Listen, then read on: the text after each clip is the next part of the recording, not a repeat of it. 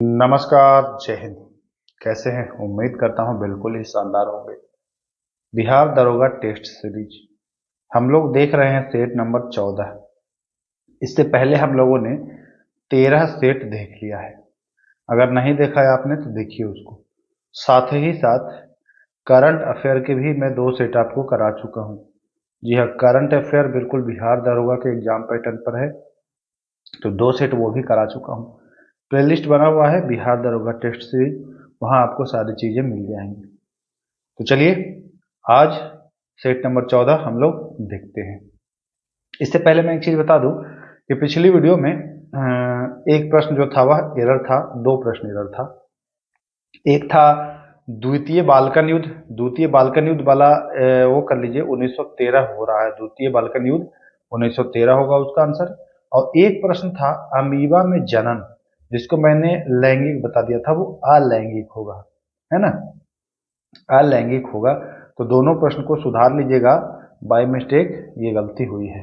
1913 और अलैंगिक दोनों को सही कर लीजिएगा, लिख लीजिए कहीं, उसके बाद जाइएगा और उसको सुधार लीजिएगा। चलिए तो शुरू करते हैं हम लोग। 50 प्रश्न हैं, बहुत ही महत्वपूर्ण प्रश्न है। इसमें करंट अफेयर से शुरू करते हैं और फिर लास्ट में आपको सब कुछ मिल जाएगा। चलिए, वर्तमान में यूनिसेफ के प्रमुख कौन है? यूनिसेफ, है ना।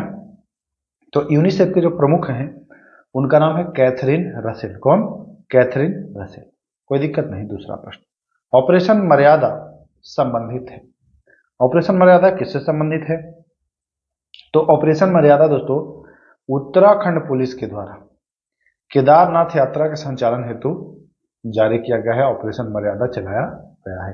तो ऑपरेशन मर्यादा उत्तराखंड पुलिस द्वारा, बी वाला ऑप्शन, ए नहीं, देखिए ये नहीं है, बी वाला ऑप्शन है, उत्तराखंड पुलिस द्वारा केदारनाथ यात्रा के संचालन के लिए इसको शुरू किया गया है। चलिए अब आते हैं तीसरे सवाल पर। हेनले पासपोर्ट इंडेक्स में प्रथम स्थान किसका है? हेनले पासपोर्ट में प्रथम स्थान की बात करें तो प्रथम स्थान है सिंगापुर। कहां? सिंगापुर का, याद रखिएगा, प्रथम स्थान हेनले पासपोर्ट में सिंगापुर का है। चलिए चौथा सवाल हम लोग देख लेते हैं, थोड़ा सा ऊपर इसको। हाँ, 2024 चुनाव में दिव्यांग आइकॉन कौन थे? दिव्यांगों का आइकॉन पूछ रहा है कि दिव्यांगों का आइकॉन कौन थे जो 2024 का हुआ है चुनाव इसमें। तो दिव्यांगों के आइकॉन की बात की जाए तो शीतल देवी। कौन? शीतल देवी जो हैं वह दिव्यांगों के आइकॉन बनी 2024 के चुनाव में। ओके, चलिए ये बहुत बढ़िया प्रश्न है, 5 नंबर का सवाल, करंट अफेयर से ही है, इसको नोट कर लीजिएगा। जाति जनगणना शुरू करने वाला दूसरा राज्य कौन है? दूसरा राज्य कह रहा है तो दूसरा राज्य आंध्र प्रदेश है। जरा कमेंट करिएगा कि पहला राज्य कौन है जो जातिगत जनगणना किया है। आप लोग जानते हैं, इसको कमेंट करिएगा। बाकी दूसरा याद कर लीजिए, आंध्र प्रदेश। चलिए हम लोग आते हैं प्रश्न संख्या 6। फ्रेंच ओपन 2024 पुरुष एकल विजेता। फ्रेंच ओपन की बात की जा रही है। फ्रेंच ओपन में जो पुरुष एकल विजेता हैं वह हैं कार्लोस अल्कराज। जी हाँ, कार्लोस अल्कराज हैं फ्रेंच ओपन 2024 के विजेता। कोई दिक्कत नहीं। चलिए आगे, 7वां, पहला खो खो विश्व कप 2025 का शुभंकर कौन था? देखिए, पहला हो या कोई आपको लगे कि नया चीज हो, नया चीज का मतलब कि जैसे देखिए मैं आपको हर वीडियो में बताता हूं कि कोई चीज विश्व में पहला, भारत में पहला, तो उसको वरीयता देना है, या महिला, प्रथम महिला, तो उसको वरीयता देना है। ऐसे करके ना चीजों को समझना सीखिए, क्योंकि अक्सर आप लोग यही कंफ्यूज रहते हैं कि कौन महत्वपूर्ण है कौन न महत्वपूर्ण है। तो पहला खो खो विश्व कप है जो 2025 में, इसका शुभंकर क्या है? तो शुभंकर है तेजस और तारा। जी हाँ, तेजस और तारा, पहला खो खो 2025 का शुभंकर पूछ रहा है। चलिए एक पुस्तक की बात आती है, speaking with nature. Speaking with nature पुस्तक के लेखक इनमें से कौन है? स्पीकिंग विद नेचर, है ना। 4 ऑप्शन है, राम चौलिया, साक्षी मलिक, रामचंद्र गुहा, केबी सुब्रमण्यम। तो रामचंद्र गुहा जी हैं, रामचंद्र गुहा जो हैं वह है स्पीकिंग विद नेचर के लेखक। चले आगे 9वां सवाल। चलिए, खाकी में स्थित प्रज्ञ पुस्तक के लेखक। अब खाकी में स्थित प्रज्ञ इसलिए क्योंकि जब आपकी नौकरी लगेगी तो खाकी वर्दी ही मिलेगी, है ना, तो इसको आप जान लीजिए। खाकी में स्थित प्रज्ञ पुस्तक के लेखक जो हैं वह हैं अनिल रतूड़ी। क्या नाम पड़ेगा? अनिल रतूड़ी। अब आते हैं हम लोग करंट अफेयर से आगे हटके। कुस्तुनतुनिया पर तुर्कों ने अधिकार कब किया था? तो कुस्तुनतुनिया पर तुर्कों ने जो अधिकार किया था, ऑप्शन देखिए 1454, दूसरा है 1456, 1453, 1457। तो कुस्तुनतुनिया ने तुर्कों पर जो अधिकार किया था वह वर्ष 1453 की बात है। 1453 की बात है जब तुर्कों ने इस पर अधिकार किया था, है ना, कुस्तुनतुनिया पर। चलें आगे। चलिए आगे चलते हैं। इसे भारत में पुर्तगीज शक्ति का वास्तविक संस्थापक, वास्तविक, है ना, वास्तविक पूछ रहा है। देखिए, संस्थापक पूछे और वास्तविक संस्थापक पूछे तो समझना है वास्तविक संस्थापक किसको कहते हैं। तो वास्तविक संस्थापक जो हैं वह अल्फांसो डी अल्बुकर्क। जी हाँ, अल्फांसो डी अल्बुकर्क। और पुर्तगीज शक्ति में पहला आया कौन था? तो हो जाएगा वास्को डी गामा। लेकिन वास्तविक रूप से अगर संस्थापक की बात की जाए तो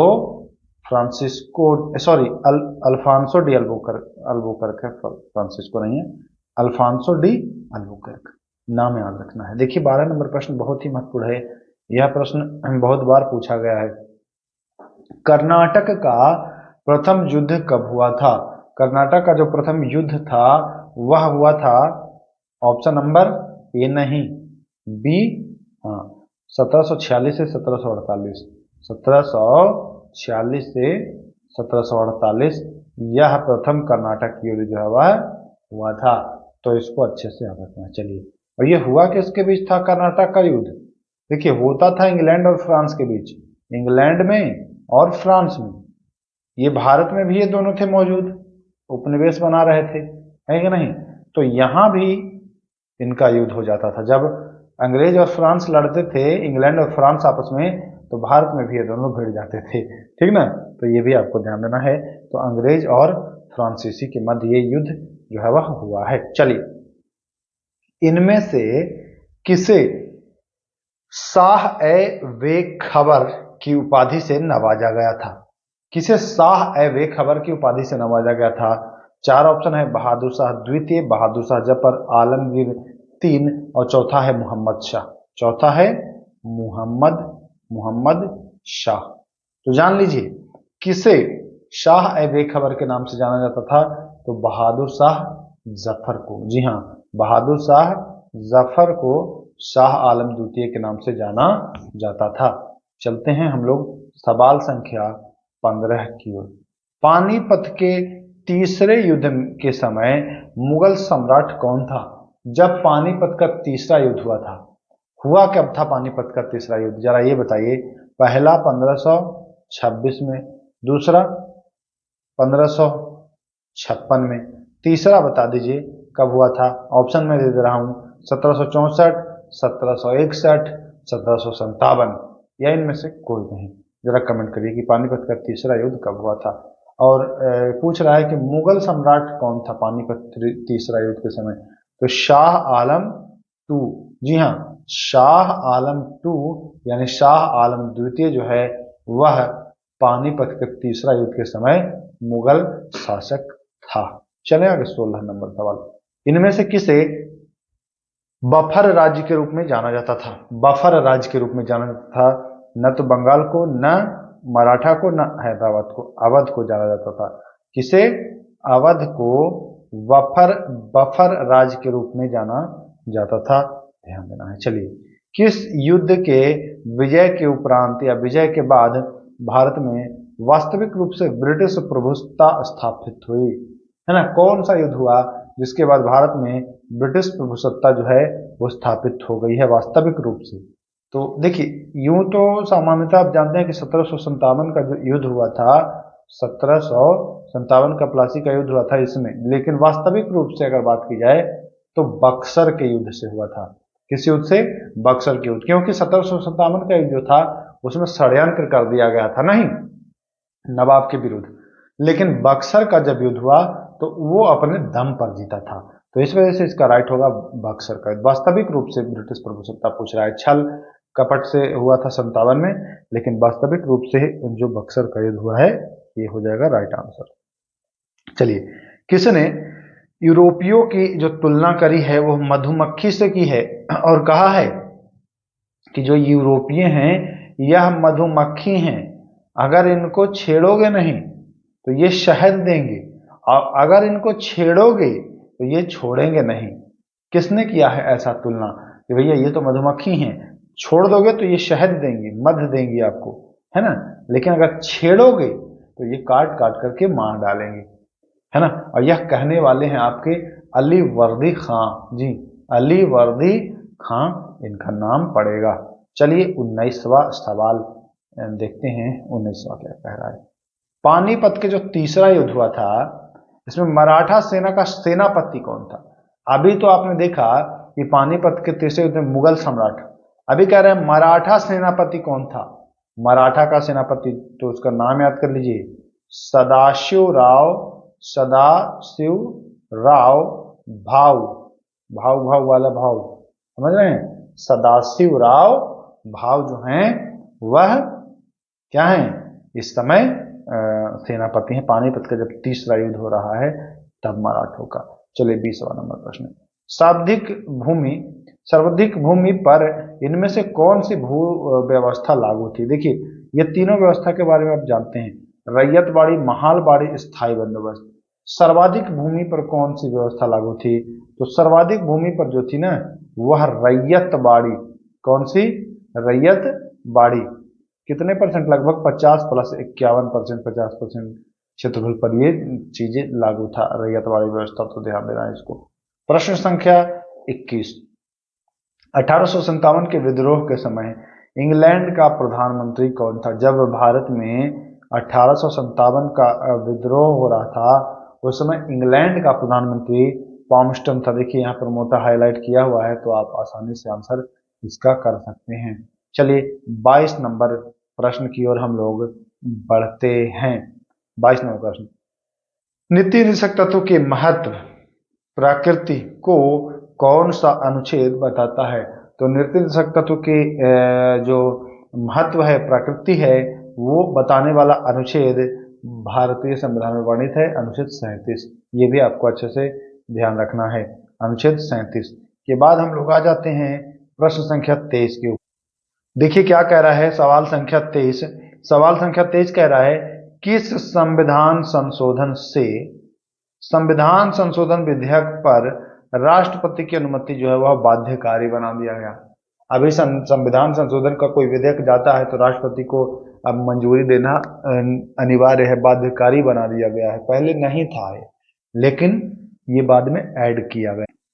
तो वही आपसे पूछा जा रहा है कि किस संविधान संशोधन से इसको ऐड किया गया है। तो 4 ऑप्शन है, 24वें संविधान संशोधन, दूसरा ऑप्शन है 42वें संविधान संशोधन, तीसरा ऑप्शन है 44वें संविधान संशोधन और चौथा ऑप्शन है 86वें संविधान संशोधन, है ना। तो 24वें संविधान संशोधन सही आंसर हो जाएगा। 24वें संविधान संशोधन से जो है संविधान संशोधन विधेयक पर मंजूरी देना राष्ट्रपति को अनिवार्य कर दिया गया है। चलिए प्रश्न संख्या अब हम 24 की ओर बढ़ते हैं, देखते हैं क्या कह रहा है। यदि भारत के राष्ट्रपति और उपराष्ट्रपति का पद रिक्त हो या खाली हो तो राष्ट्रपति का कार्य कौन संभालेगा? जैसे कि ये मान के चलिए कि ये राष्ट्रपति हैं, तो राष्ट्रपति नहीं रहते हैं तो जो उपराष्ट्रपति होता है वह कार्य संभालता है। अब राष्ट्रपति भी नहीं है, उपराष्ट्रपति भी नहीं है, तो इनका कार्य कौन देखेगा, है ना, इनका कार्य कौन देखेगा? तो 4 ऑप्शन है, ऑप्शन आपको मैं बता दे रहा हूं। पहला ऑप्शन क्या है, इसके लिए एक अलग से समिति का गठन किया जाता है। नहीं, ऐसा कुछ नहीं है। राज्यसभा का उपसभापति, तो राज्यसभा का उपसभापति भी नहीं बनेगा। भारत के मुख्य न्यायाधीश की पद खाली रहता है, तो जान लीजिए कि भारत के जो मुख्य न्यायाधीश हैं अनुच्छेद 70 से एक प्रावधान कर दिया गया है और इसके तहत सुप्रीम कोर्ट के जो मुख्य न्यायाधीश हैं वह भारत के राष्ट्रपति के रूप में कार्य कर सकते हैं। तो ये भी आपको स्मरण रखना है। चलिए 25वां सवाल देखते हैं क्या कह रहा है। राष्ट्रपति शासन से संबंधित अनुच्छेद। देखिए बहुत ही बढ़िया प्रश्न है, यह पूछा गया है दरोगा में, और इसमें बच्चे अक्सर फंस जाते हैं। इसमें बहुत सारे बच्चे जो है वो गलत करेंगे। राष्ट्रपति शासन से संबंधित राष्ट्रपति शासन पूछ रहा है, तो 352 नहीं, ये राष्ट्रीय आपातकाल होता है। 356, जी हाँ 356 राष्ट्रपति शासन से होता है। तो क्या 356 ही केवल आंसर होगा? आगे देखते हैं। 365, जी हाँ 365 भी जो है वह राष्ट्रपति शासन से ही संबंधित है। सामान्यतः आप 365 अनुच्छेद को इग्नोर कर देते हैं, नहीं देखते हैं, बट 365 अनुच्छेद जो है वह राज्यों में राष्ट्रपति शासन लागू होने से ही संबंधित है। तो इसका ये भी ध्यान रखना है। ऑप्शन नंबर डी यानी कि एक से अधिक जो है वह सही आंसर हो जाएगा। चलिए प्रश्न संख्या 26 पर हम लोग आ गए हैं, देखते हैं क्या कह रहा है। राष्ट्रपति के चुनाव, देखिए यहाँ पर मैं प्रश्न को, हाँ, राष्ट्रपति के चुनाव से संबंधित विवाद का मामला किस अनुच्छेद में वर्णित है? राष्ट्रपति या उपराष्ट्रपति के चुनाव से संबंधित अगर कोई मामला आता है तो अनुच्छेद 71 के अंतर्गत उसका प्रावधान किया गया है। किस अनुच्छेद के तहत? 71 अनुच्छेद के तहत इसका प्रावधान है, राष्ट्रपति से चुनाव जो विवाद है उस मामले को लेकर के। चलिए आगे आते हैं 27 नंबर सवाल, देखते हैं क्या कह रहा है। मत देने की आयु को, मतलब कि वोट देने की आयु को 21 वर्ष से घटाकर 18 वर्ष किया किस संविधान संशोधन अधिनियम के द्वारा? कह रहा है कि पहले वोट जो देते थे वह देते थे कै वर्ष में? तो वह देते थे भैया, वह देते थे 21 वर्ष में। लेकिन आजकल क्या है कि यह 18 वर्ष में ही आप वोट दे सकते हैं। आप अगर 18 के हुए तो आप एडल्ट हो गए और अब आप मत या वोट दे सकते हैं। यह प्रावधान जो है वह कब किया गया है? 4 ऑप्शन है, 61वां संविधान संशोधन, 63वां, 69वां या 89वां। तो याद कर लीजिए 61वां संविधान संशोधन के तहत ये प्रावधान जो है वह किया गया है। चलिए आगे चलते हैं 28 नंबर सवाल। भारतीय उपमहाद्वीप में इनमें से कौन शामिल नहीं है? भारतीय उपमहाद्वीप में कौन शामिल नहीं है? तो पाकिस्तान तो है ही, बांग्लादेश भी है, इंडोनेशिया नहीं है, मालदीव्स भी है ना। तो इंडोनेशिया जो हो जाएगा वह भारतीय उपमहाद्वीप का हिस्सा नहीं हो जाएगा। यानी कि प्रश्न संख्या 28 ऑप्शन संख्या सी बिल्कुल ही सही है। चलिए कर्क रेखा, देखिए बहुत ही बढ़िया शानदार लाजवाब प्रश्न है। कर्क रेखा पर सबसे नजदीक बसा शहर इनमें से कौन है? अब आप जानते हैं कि कर्क रेखा लगभग आपको हर जगह से मिल ही जाएगा, लेकिन सबसे नजदीक रांची, कोलकाता, जयपुर या रायपुर, मतलब छत्तीसगढ़ की, राजस्थान की, पश्चिम बंगाल की, झारखंड। तो जान लीजिए झारखंड का जो रांची शहर है, जो राजधानी है, यह कर्क रेखा के एकदम समीप है इन सब में, है ना। तो ये आपको अच्छे से समझना है, ध्यान देना है। चलिए प्रश्न संख्या 30 पर हम लोग आ गए हैं, देखिए क्या कह रहा है। इनमें से कौन राज्य है इनमें से जो बांग्लादेश से सीमा नहीं बनाता है? मतलब कि बांग्लादेश से उसका सीमा नहीं टच हो। जब आप भारत का नक्शा देखेंगे तो देखते हैं ना कि यहीं पर है बांग्लादेश, ऐसे इस वाले गैप में, यहाँ यहीं पर। तो कौन देश है जो सीमा नहीं बनाएगा भाई? तो पश्चिम बंगाल, चूंकि पश्चिम बंगाल तो यही है तो ये तो बनाएगा ही। मणिपुर, असम, देखिए असम यहाँ पर है, असम यहाँ पर है तो असम बनाएगा ही। ठीक, अब मेघालय है तो मेघालय यहाँ पर है तो मेघालय भी बनाएगा ही। देखिए ऐसे है मेघालय, गारो, खासी, जयंतिया तीनों पर्वत है मेघालय का, ये बनाएगा ही। मणिपुर इधर किनारे में है, मणिपुर इधर किनारे में है, अरुणाचल प्रदेश, नागालैंड, मणिपुर, फिर मिजोरम। तो ये मणिपुर जो है यह सही आंसर हो जाएगा कि बांग्लादेश सीमा नहीं बना रहा है इस ऑप्शन के हिसाब से। चलिए 31 नंबर सवाल पर हम लोग अब आ जाते हैं, देखते हैं 31 नंबर सवाल कैसा है। इनमें से कौन सा चैनल अंडमान एवं निकोबार द्वीपों के मध्य स्थित है? इनमें से कौन सा चैनल है ना, इनमें से 8 डिग्री, 9 डिग्री, 10 डिग्री या ग्रेट चैनल में कौन ऐसा चैनल है जो अंडमान एवं निकोबार द्वीप के समीप स्थित है, मतलब मध्य स्थित है, समीप नहीं मध्य कह लीजिए। तो जो राइट आंसर हो जाएगा वो हो जाएगा आपका 10 डिग्री, है ना, यानी 10 डिग्री चैनल। 10 डिग्री चैनल है जो अंडमान और निकोबार द्वीपों के बीच में है स्थित। एक तरफ अंडमान और दूसरी तरफ निकोबार, और यही है आपका 10 डिग्री चैनल। चलें 32वां प्रश्न, हिमालय का विस्तार किस देश में नहीं है? इनमें से कौन सा देश है जहां हिमालय का विस्तार नहीं है? ऑप्शन है भाई चीन, पाकिस्तान, म्यांमार या भूटान। जी हाँ, तो म्यांमार में हिमालय का विस्तार नहीं है। अब आप कहेंगे कि सर चोटी तो है ना, तो देखिए हिमालय का विस्तार कह रहा है, मतलब हिमालय, अब हिमालय की चोटी अब बदल जाएगा ना, दूसरा नाम भी बदल जा रहा है दूसरे देश में जाकर के, और नाम बदलने के बाद वैसा कहा गया है अप्रत्यक्ष रूप से। आपको म्यांमार में जो है, जैसे भारत का नक्शा जो देखेंगे तो हिमालय ऐसे क्या है ना, वो बिल्कुल स्पष्ट नहीं दिखेगा आपको म्यांमार में जाते, समुद्र में उसका भाग है, उसको माना जाता है। तो यहाँ स्पष्ट रूप से जो दिख रहा है उसकी बात की जा रही है, तो ध्यान रखिएगा म्यांमार में नहीं है ऑप्शन के अकॉर्डिंग। चलिए 33 नंबर, लघु हिमालय की सबसे लंबी श्रेणी, लघु हिमालय की सबसे लंबी श्रेणी, तो वह पीर पंजाल है। कौन है? पीर पंजाल है लघु हिमालय की सबसे बड़ी श्रेणी। पाल घाट दर्रा जोड़ता है, पाल घाट दर्रा किसको किसको जोड़ता है भाई? तो पाल घाट दर्रा जो है वह कोयम्बटूर, मतलब कि तमिलनाडु और केरल, है ना, तमिलनाडु और केरल या केरल या तमिलनाडु को जोड़ता है, जिसमें कोयम्बटूर और चेन्नई दो जगह हैं, जिसमें कोयम्बटूर और चेन्नई, तमिलनाडु में चेन्नई और कोयम्बटूर, इन दोनों को आपस में जोड़ने का काम करता है पालघाट दर्रा। चलें 35 नंबर सवाल देखिए, बिहार दरोगा मेंस में पूछा गया प्रारंभिक परीक्षा में 1275 वाले में। पालर पानी क्या है? भूमिगत जल, जो जमीन से आप निकाल रहे हैं, जैसे जमीन से जो आप जल निकाल रहे हैं, क्या इसको कहते हैं पालर पानी? दूसरा है बरसात का पानी, क्या जो बारिशें हो रही हैं ये है बरसात का पानी? तीसरा कह रहा है दोस्तों, देखिए तीसरा ऑप्शन देखते हैं, झील का पानी, जो झील में से पानी गिर रहा है उसका। या चौथा कह रहा है ब्यूटी पार्लर में प्रयोग होने वाला पानी, इसलिए पार्लर पानी नाम पड़ा। तो जी नहीं, बरसात का पानी, अक्सर आप राजस्थान में देखेंगे कि बरसात के पानी को संचित करते हैं, उसको पालर पानी कहते हैं। बरसात का पानी पालर पानी कहलाता है, तो ध्यान देना है आपको।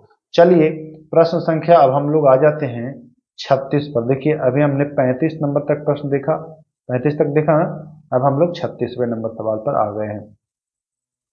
चलिए, अल्कोहल सोडियम से अभिक्रिया कर कौन सा गैस उत्सर्जित करता है? अल्कोहल, जी हाँ, अल्कोहल जो है वह सोडियम से अभिक्रिया कर लेता है, और कौन सा गैस उत्सर्जित करता है? अल्कोहल। 4 ऑप्शन आपको मिल जाएगा, हाइड्रोजन, नाइट्रोजन, आर्गन या हीलियम। तो जान लीजिए अल्कोहल जब सोडियम से अभिक्रिया करेगा तो हाइड्रोजन गैस उत्सर्जित करेगा। कौन सा गैस? हाइड्रोजन गैस उत्सर्जित करेगा। तो प्रश्न संख्या ए इसका सही हो जाएगा। क्या हो जाएगा? ए बिल्कुल सही हो जाएगा। आवर्त सारणी का त्रिक सिद्धांत किसने दिया था? त्रिक सिद्धांत किसने दिया था? तो त्रिक सिद्धांत बताइए। त्रिक सिद्धांत देने वाले थे डोबे राइनर। अष्टक सिद्धांत कौन दिया था? तो अष्टक सिद्धांत दिया था न्यूलैंड। ये भी आपको याद रखना है। 37 का जो आंसर हो जाएगा वह हो जाएगा डोबे राइनर, यानी कि ऑप्शन संख्या बी बिल्कुल ही सही आंसर हो जाएगा। चलिए, आवर्त सारणी में समूहों की संख्या कितनी है? कितने समूह हैं भैया आवर्त सारणी में? 7, 18, 9, 118। तो आवर्त सारणी में जो कुल समूहों की संख्या है वह कुल है 18। आवर्त सारणी के समूहों की संख्या जो है वह क्या है भैया? तो वह 18 है, ध्यान देना है। 39 नंबर प्रश्न, पेशियों में क्रैम्प का कारण होता है। पेशियों में क्रैम्प आ जाता है। अब बहुत दिन के बाद आप अगर कसरत वगैरह करिए तो आपके पेशी में क्रैम्प आ जाएगा। यह क्यों आ जाता है? क्यों आ जाता है क्रैम्प, खिंचाव क्यों आ जाता है? तो ऑप्शन है लैक्टिक अम्ल, uric acid, acetic acid, abscisic अम्ल। तो लैक्टिक अम्ल जमा हो जाने के कारण आपको क्रैम्प आ जाता है। पेशियों में क्रैम्प आने का कारण लैक्टिक अम्ल है, याद रखना है। चलिए, यह यंत्र रक्त दाब यानी कि ब्लड प्रेशर मापने के काम आता है। ब्लड प्रेशर मापने के काम आता है, कौन सा यंत्र है? ऑप्शन है स्टेथोस्कोप, दूसरा है देखिए स्पिग्मोमैनोमीटर, तीसरा है पायरोमीटर और चौथा है वेंचुरीमीटर। 4 ऑप्शन है, स्टेथोस्कोप, स्फिग्मोमैनोमीटर, पायरोमीटर या वेंचुरीमीटर। तो जो राइट आंसर है वह है स्फिग्मोमैनोमीटर या स्फिग्मोमैनोमीटर। यह ब्लड प्रेशर मापने के काम आता है। स्टेथोस्कोप से क्या देखते हैं? स्टेथोस्कोप देखें आप, आला जिसको आप बोलते हैं, तो वो होता है स्टेथोस्कोप, धड़कन उससे चेक करता है डॉक्टर। लेकिन जो हाथ में बांध के और आप देखे होंगे कि हवा भरेगा, वो होता है स्फिग्मोमैनोमीटर, वो ब्लड प्रेशर मापा जाता है। चलिए, मैं आपको हर बार कहता हूं कि जनन से एक प्रश्न पूछता है, पादप में, जीव में। तो हाइड्रा में जनन कैसे होता है? पुनर्जनन के द्वारा, पुनरुद्भवन के द्वारा, बहुखंडन के द्वारा या मुकुलन के द्वारा? तो हाइड्रा में जो जनन होता है वह मुकुलन के द्वारा होता है। किसके द्वारा? मुकुलन के द्वारा हाइड्रा में जनन होता है। चलते हैं आगे। 42, अंड कोशिका का निर्माण होता है। अंड कोशिका का निर्माण कैसे होता है भाई? तो अंड कोशिका का निर्माण कहाँ होता है? सीधा ये पूछ रहा है, कैसे नहीं। अंडाशय में, योनि में, ग्रीवा में कि गर्भाशय में? 4 ऑप्शन आपको मिल गया, अंडाशय, योनि, ग्रीवा और गर्भाशय। तो अंड कोशिका अंडाशय, अंड कोशिका कहाँ? अंडाशय, यानी कि ए ऑप्शन बिल्कुल सही हो जाएगा। चलिए 43 नंबर, इनमें से कौन सा रोग लैंगिक क्रिया से नहीं फैलता है? लैंगिक क्रिया मतलब कि शारीरिक संबंध बनाने से, अगर किसी के साथ शारीरिक संबंध बना रहे हैं तो इनमें से कौन सा रोग जो है वो नहीं फैलेगा? एड्स। तो एड्स तो जान ही रहे हैं कि ये शारीरिक संबंध बनाने से फैलता है। अवैध संबंध अगर बना रहे हैं और अगर जिसके साथ बना, जैसे कि कोई महिला है, आप उसके साथ अवैध संबंध बना रहे हैं, तो अगर महिला को एड्स है तो आपको भी फैल जाएगा, या आपको है तो महिला को भी फैल जाएगा। तो शारीरिक संबंध से एड्स तो फैलता है। गोनोरिया भी फैल जाता है, गोनोरिया भी फैल जाता है। तो आंसर क्या हो जाएगा कि दोनों फैल जाता है, याद रखना है, दोनों लैंगिक क्रिया से फैल जाता है। चलिए, निम्न में से कौन सा मादा जनन तंत्र का भाग नहीं है? मादा जनन तंत्र, मादा मतलब कि फीमेल, फीमेल जनन तंत्र का भाग नहीं है। तो अंडाशय, गर्भाशय, शुक्रवाहिका और डिंबवाहिनी। तो जो राइट आंसर हो जाएगा वह हो जाएगा शुक्रवाहिका। जरा सा इसको समझिएगा, क्योंकि यहाँ पर कॉन्सेप्ट क्लियर जरूरी है होना। मादा जनन तंत्र, एक तरफ ये मान के चलिए मादा, ये नर, तो अंडाशय तो इनमें होता है तभी तो अंड बनता है, ठीक। गर्भाशय भी होता है, गर्भाशय होगा तभी तो गर्भ धारण करेंगी। और एक होता है डिंब वाहिनी, डिंब वाहिनी होता है, ट्यूब कहते हैं उसको। तो ये तीनों होता है, लेकिन शुक्रवाहिका नहीं होता। शुक्रवाहिका पुरुष में होता है, जो स्पर्म को इधर से लाने का कार्य करता है, शुक्रवाहिका, है ना। तो ये जो पुरुष में होता है शुक्रवाहिका, तो सी आंसर जो हो जाएगा वह मादा जनन तंत्र का भाग नहीं है। इसको आप समझ लीजिएगा अच्छे से। चलिए 45 नंबर प्रश्न, अर्थशास्त्र का सवाल है, देखते हैं। यदि एक घटिया वस्तु की कीमत गिर जाती है तो उसकी मांग, अगर कोई घटिया वस्तु है, बढ़िया नहीं, घटिया, घटिया वस्तु है, अगर कोई घटिया वस्तु 10 रुपए का मिल रहा है तो वह 10 पीस बिक रहा है। अगर इस घटिया वस्तु को 7 रुपया कर दिया जाए दाम, तो मांग भी इसका जो है वो घट जाएगा, 6 वस्तु बिकेगा या 7 वस्तु बिकेगा। कहने का मतलब कि घटिया वस्तु की कीमत अगर गिर जाती है तो उसकी मांग भी गिर जाती है। ये नहीं कि दाम कमा तो खरीद लेंगे, बढ़िया वस्तु रहता तो खरीद लेते, घटिया वस्तु है तो दाम कमेगा तो क्यों खरीद लेंगे, कहेंगे ऐसे घटिया है क्या खरीदे तुमको। तो ये समझना है आपको। समुद्री जल, स्वच्छ वायु, इनको अर्थशास्त्र में क्या माना गया है? तो अर्थशास्त्र में इनको क्या माना गया है? ऑप्शन है गीफन वस्तु, घटिया वस्तु, नैसर्गिक वस्तु या सामान्य वस्तु। तो घटिया वस्तु नहीं कह सकते, गीफन वस्तु भी नहीं कह सकते, नैसर्गिक मतलब कि फ्री की वस्तु। तो समुद्री जल और स्वच्छ वायु को क्या कहते हैं अर्थशास्त्र में? कि भैया ये नैसर्गिक है, फ्री की वस्तु है। तो ये भी आपको ध्यान देना है। चलिए प्रश्न संख्या 47, मानव विकास सूचकांक की घटक में कौन है? इनमें से कौन है? मानव विकास सूचकांक जो है, इनके घटक इनमें से कौन है? कौन कौन है घटक? जीवन प्रत्याशा तो है ही, शैक्षिक स्तर भी है ही, प्रति व्यक्ति आय भी हो गया ना कि ये सभी। तो 47 का डी हो जाएगा कि ये सभी। चलिए 48 नंबर सवाल, सकल घरेलू उत्पाद जीडीपी में परिवर्तन की दर क्या कहलाती है? सकल घरेलू उत्पाद में अगर परिवर्तन होता है तो उस दर को क्या कहते हैं? आर्थिक दर, ब्याज दर, रेपो दर या रिवर्स रेपो दर? तो सकल घरेलू उत्पाद में परिवर्तन की दर जो है वह आर्थिक दर कहलाता है। चलिए देखिए, पहला बाल्कन युद्ध, हमने पिछले वीडियो में दूसरा बाल्कन युद्ध पूछा था और दूसरा बाल्कन युद्ध को मैं बता दिया था 1912 संभवतः, देख लीजिएगा 1913 है दूसरा बाल्कन।